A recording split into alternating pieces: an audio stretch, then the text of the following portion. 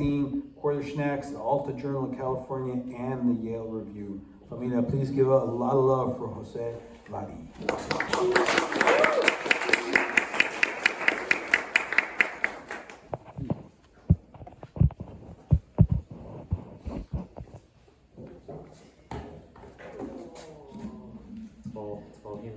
Hi, hello, how's it going? Hey, what up? Thanks for coming out. Yeah, I think Sacramento is Central Valley, you know what I mean? I feel like it's like the crown of the Central Valley. Stockton's nearby the Delta, but that's Central Valley. But I lived in the Bay Area for like 20 years. I just moved to Sacramento a couple years ago. It's nice being back here. It's nice being here with everyone. Thanks everyone for reading and everyone who will read. Again, my name's José. I'm originally from Southern California. I'm going to be reading from this book that came out like 3 years ago called Interstate. And then we'll be reading I might start with some poems, and then this book comes out next month and I'll be reading from that too. So thanks again for having me, and hopefully I don't suck for y'all. All right. This is a poem called Meter. Seeing souls fly from subsidized cafeteria to cross-team conference, calls muted, voices better suited for suits over faux casual fatigues. This is the end of the line of the freeways turned metros, that eminent domain, the kids we projected initial crushes upon. Deadbolt golden locks at metro's end, hang-framed labor taxman to activists, claim makes struggle necessary. Click informed every employer from Silicon to telecom upon digital application. Yes, quote unquote Hispanic Latino. No, not a veteran of assigned wars. No, no illnesses metamorphosized into hourless points of sky, tightening chest cavities away. This other half of my heart. Yes, no, no, check yes, no, no. Every morning, slow hands scream. Clock in, apply. Someone else's time.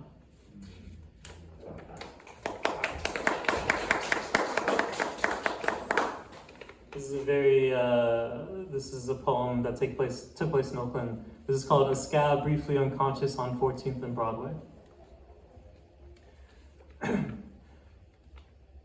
Member of Black Bloc, knocked out by OG on the block. I bear no hatred toward you, you likely narc in black ski mask purchased on trips with mom at Target. This non-urban Concord youth, angry, alert, paid law enforcement scabs. You placed hands on L, my sister, provoking old-timer to abandon his post and redistribute his wealth to you, a set of knuckles at a time. Don't burn down my bus stop protest peacefully, I yelled, probably. Maybe instead I too knuckled up, forced my nails into a knife on my psychosomatic Wolverine shit. You shit dumb fuck, don't come with that shit in the town, probably said. I didn't overhear the out-of-town cops swoop in, take Cohen and his Detroit red haircut somewhere where the numbers sharpie scrawled on forearms matter, where I am running away and towards a bar that knows the sight of my face more than the uniformed guardians of these streets.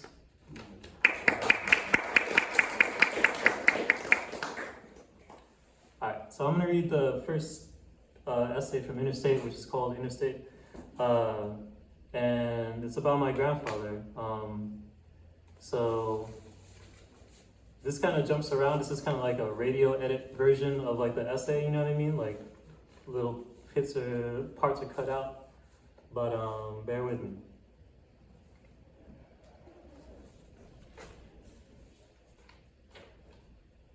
In the digitized high-8 footage, my abuelo's home remains.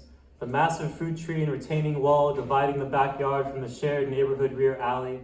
An old California farm town with mini ditches in the middle of the alley, dead-ending at the wash, carrying water down from the San Gabriel Valley foothills of San Dimas, Mount Baldy, Mount San Antonio, and beyond, down and through the suburbs and river of the same SGV namesake somewhere near El Monte's collision with the Irwindale mineral mines and drag races, that infamous 10 to 605 interchange. Clipped to his white undershirt is the lavalier mic I purchased at the Radio Shack up the street that used to house a remodeled Kmart and no longer houses kids skating its loading docks before stealing rolls of film. The lavalier is plugged into the wrong part of the high-8 camera, which has been boxed and unused for years on my dad's dresser. Thankfully, the camera's built-in microphone catches Abuelo's words clearly after a brief test shot of him curiously introducing himself to the camera.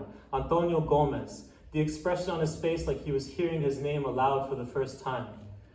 My abuelo exists between my first and last names, José, which I share with my father, and Vadi, the last name of our Afro-Boricua ancestors who took the name of their Corsican sugar plantation landowner Vadi, erasing their indigenous name Valle, according to my dad, José Miguel, whose first name I bear before Antonio, my mother's father. José Antonio Gomez Vadi. Two patriarchs resting like gargoyles on either side of my tongue, multiple namesakes for a worldview inherited to honor and evolve. I begin my interview. My mom sits behind me playing translator, my original Spanish lost by kindergarten. Still, abuelo and I have communicated through the fragmented fluency I've smoothed into proficiency. My questions are about him and his life, his origin story, those stories we've heard growing up about hopping trains as an Okie, heading west from Nebraska to California, of running away from immigration, of slowly getting the entire Gomez tribe into the States in piecemeal stages, of working before settling in the towns a few miles west of where my sister and I were raised, but in as seemingly distant an era as our father's childhood in East Harlem by way of Santurce, Puerto Rico. That side of the lineage, however small, benefited from my historian father's ability to remember and research. The larger Gomez side's roots start here, with a man who wouldn't let me in the house without a clean shave and short hair, the same abuelo who told a cousin not to come inside wearing an early 90s hoop earrings slightly dangling from his ear because he looked like a girl. Just a handful of the residual conservative qualities reminding my generation that the generation before us did not experience such a benevolent man, while I, sitting behind the camera, exploits the benefit of the doubt incarnate that is being a grandchild, finding the answers few in our family have documented. He sits poised in a sully but functional white plastic chair. A long fold-down pool chair adorned with pillows and old shirts rests on the other side of his lemon tree, his outside napping area for the last 30 years.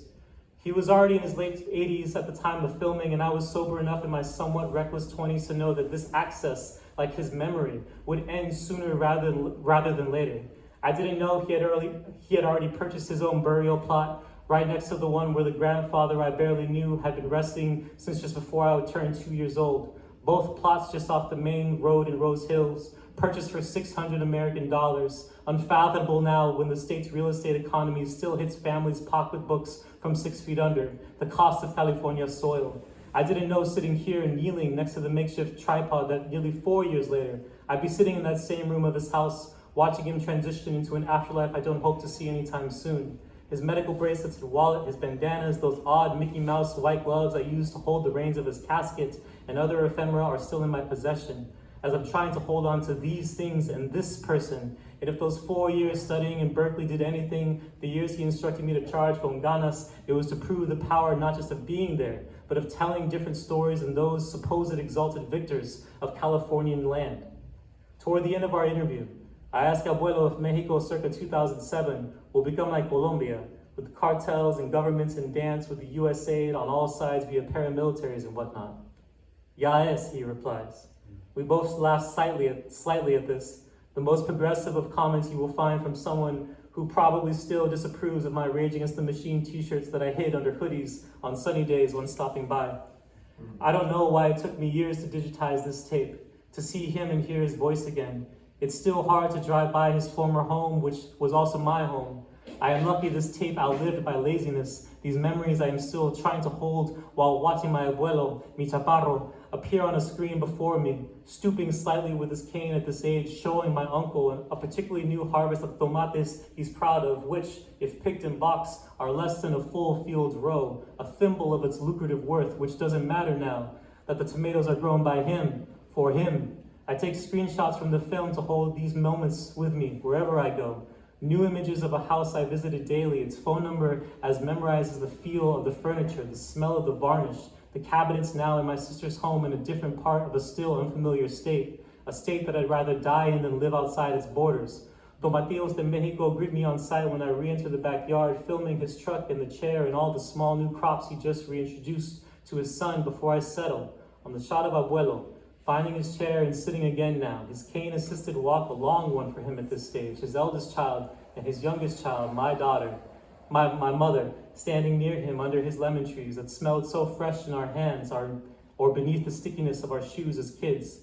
They all stare back at me now, camera in hand, eye in the viewfinder, devoid of questions and instead shooting the security found within our familial silence, giving voice to these harvests on his Californian land to testify.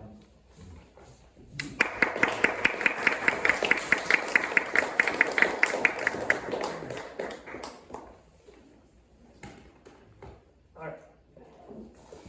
Okay.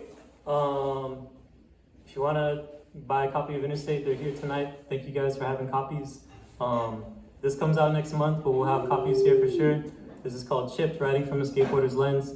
This is all writing about skateboarding, and I'm kind of still surprised that they allowed me to do this. And I've been skating for way too long, and like my knees hate me, and my lower back really hates me. But I feel like skateboarding is an extremely powerful way to reconfigure your relationship with the world, with space, with everything. So shout out to Mission Skate Shop across the street. Shout out to all the skaters ripping it up between here and Bart, going to Potrero. And this is called Sick Boy, and it's named after a very old 80s skateboarder video, which you might be able to see on Monday nights at Pop's Bar, because this fool right here, Carlos, does a dope night at Pop's Bar where on Monday nights he shows skate videos in their natural state, like VHS on a tube TV kind of thing. Like, so shout out to Carlos, holding it down. I love you. Sick Boy. It felt necessary to go outside and skate after Thrasher Magazine's Jake Phelps died in March 2019. Not that he would have given a damn what I did. The now departed infant terrible of skateboarding, whose knowledge of the culture's history was only outmatched by his ability to piss people off. I decided that morning to skate an old cruiser board across town. Something by name and definition should make for a mellow ride. The board was maybe 7 years old at that point, and I had changed out the bearings every so often and used the board mainly as transportation. When I moved in with my girlfriend in Oakland, I still skated to Bart, but now far from regularly. It had been months since my last proper session. It's hard as a skater to find one's place within skateboarding's culture at any point in time, let alone at times when work, commutes, and other creative outlets occupy more of that front of mind. Days and weeks turned into months without skateboarding. Doubt crept in, then fear, then malaise. Still, I left the house and went skating, already a win. Off I went down Broadway and toward the bike lanes connecting Rockridge with neighboring Temescal, down the distance of 2 BART stops. It was a trip feeling the sensory overload again, responding to every crack, cars, stop sign, smell, and sound around me. I was a month into unemployment after a layoff, and a beer felt in order. The corner bar was open and ready for my stupidity. George Case has been around since just after Prohibition, is probably the cleanest of the older bars in Oakland. The neon lights outside read GOKs, but the original owner was indeed named George. Not the kind of place to know or care what Yelp is. Local ball game on the tube TV aloft in a corner kind of bar, where the finest technology is a CD jukebox and maybe a digital antenna forced upon the owners during the broadband switch decades ago. I sat on the short side of the L-shaped bar. One red stripe turned into 2. I thought about how Phelps would miss the stories he shared with the public, and how the magazine would be assuredly fine. Thrasher is the vanguard of San Francisco, the vanguard of print and digital skateboarding media worldwide. I recalled to myself the stories Phelps told, getting hit by an SF minibus and surviving, always running his well-informed foul mouth, banning pro skaters from Thrasher's pages, almost dying in a van full of skaters in South Africa after the van's brakes gave out, sitting in another van full of skaters in the mid-90s when gunshots were fired at it and struck Real Skateboards writer Coco Santiago, injuring him permanently. And then I realized I didn't have my wallet. I put my license and credit card somewhere between my phone and its protective case, not planning to be here at a bar, an infamously cash-only bar. The ATM across the street surprisingly wouldn't accept my credit card. I was stuck. The bartender was an older gentleman with a combed back hair and a demeanor that said veteran of foreign service. I fear he thought I was going to offer my board as collateral, as probably other skaters and punks before me had tried to do, but who am I kidding? He could tell I was good for it. I called my girlfriend and asked her to drive down with cash and spot her jobless, wallless guy some bread in his tight squeeze, or whatever imagined and smooth white heat cutting room floor line I didn't use on my girlfriend or the bartender. I tipped well and just left. I was rusty not only on a board, but on a bar stool as well, apparently. She asked if I needed a ride back to our apartment, knowing something I didn't, and I said no, skating off to nearby high school and skate spot, Oak Tech. Its exterior is all regal columns and half-circle stair stages, a giant palace of an exterior of a traditional high school, including its football fields hiding inside. It's a spot with historic street skating significance after being featured in 1988's Sick Boys, Produced in film by Mac Dog, the VHS was limited to only 1,000 copies worldwide, but became an underground classic, showcasing the future of San Francisco street skateboarding, notably Mickey Reyes, Jim Tebow, Tommy Guerrero, and Oakland's Ron Allen. Many of the skaters featured in the video became owners of companies that are still relevant in the skate industry today, including Deluxe Distribution's roster that broke from the big brands of the 80s into the early 90s. At that spot, all I could think was I should go fast, push into the smaller side of the bank and try to get enough speed to hit the larger part of the concrete bank where Not As Copus skated years ago. I ran and jumped on my board, still getting used to the feel of this beat-up cruiser. Overcompensating with my speed, pushing slightly uphill, I approached the bank and suddenly changed my mind. I couldn't decide whether to ollie into the bank or kick out and bail, but I was going too fast to do anything logical, so I tried both. Impossible, leading to a chaotic tumble onto chewed-up asphalt. My wheels, already a softer urethane, were more soft than I thought. My board flew one way and my body another. Landing, I planted my left leg down like a mast, raising a white sail of defeat, and I heard a click come screaming from my left knee. All this before my body hit the ground and rolled a couple times, gaining knee and arm scrapes along the way before I came to a stop, shook. I remember accidentally staring at the sun, exacerbating my absolute confusion at what had just happened. Most of my life has been spent mumbling across dinner tables and having other unamplified interactions, but I yelled that day. A new voice, previously unknown to my ears and lungs. I'm an idiot, a fool, a dummy, arrogant for not respecting the discipline required to skate. Anything. What did Phelps say? Something about skateboarding owing you nothing but wheel bite in the rain?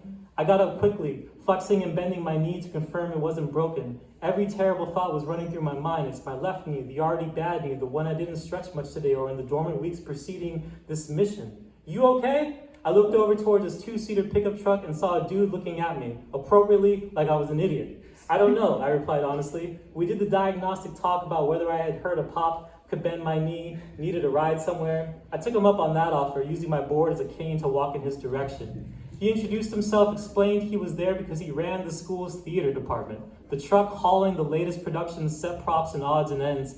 I told him about my participating in school choir activities for most of my life, an hour a day from 5th grade through high school, and I wondered if he could smell the beers on my breath or see the tree rings in my gray hairs, insecurities all the same. Appreciate this solid and figure it out, I thought. The pain made me delirious enough to pour out my familiarity with Rodgers and Hammerstein's entire discography as he made a left from the school up Broadway, my knee spasming its way to the top of my mind. I texted my girlfriend again and told her to meet me again, this time at the 76 station. I needed ice and they had it. They were my local gasoline-selling bodega with a mechanic shop for international cars only next door. I told my chariot driver to head that way, and he assured me I could get all the way home, but I said I needed ice and that was the priority.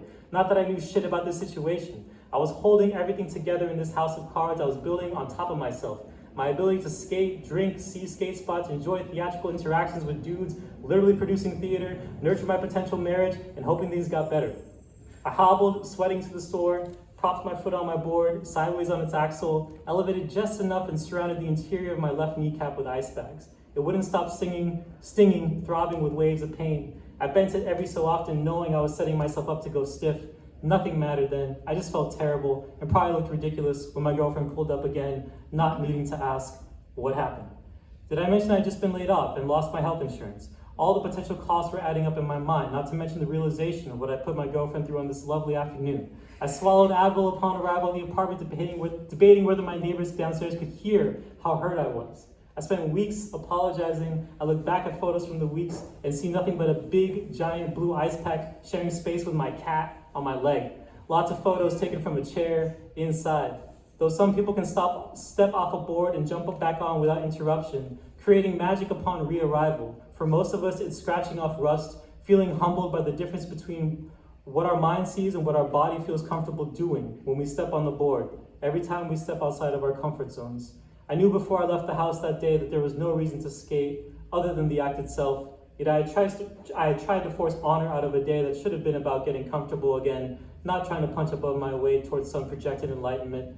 This is the reason I gasp at new scooter owners going 25 miles per hour down congested streets at the squeeze of a handlebar without knowing what a fall and failure feel like. They might as well drive those things blindfolded, and skating the oak tech banks with a stiff to buzzed body felt similarly foolish. I jogged for the first time a month later on the trails of Mount Davidson in San Francisco, cresting to the massive cross acquired by a local group to commemorate victims of the Armenian genocide. I managed to walk around enough to meet my parents in town for a trip to the Monet exhibit at the De Young. I even gained enough mobility to have dinner with my girlfriend in downtown Oakland before going on a walk and proposing to her on the east side of Lake Merritt. I can still feel how much that knee hurt as we turned and took selfies, smiles from ear to ear. And I wonder still if that dude's play went well at Oak Tech and if those kids received a justified standing ovation.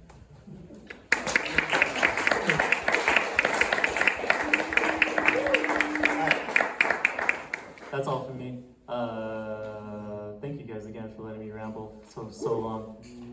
Can I? Who's the next poet? I'll be the host. Like who's coming up? Like I feel like I should be the MC. Like I should. Are you upset? You don't want to leave? Don't leave. Stay up there. Oh, Josiah. But no. Here's what you tell.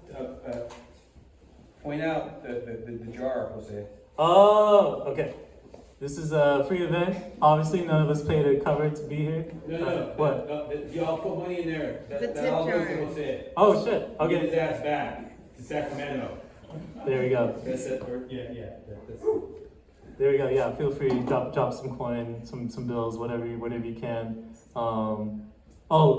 Scratched off like lotto. Like if it's like a you want another card, that's great too. Like we've been talking about that. We're trying to start this like gambling empire between us poets.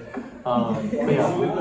Pharmaceuticals. Yeah. Right, I didn't say that, but Give it to Jose. But no, thank you very much.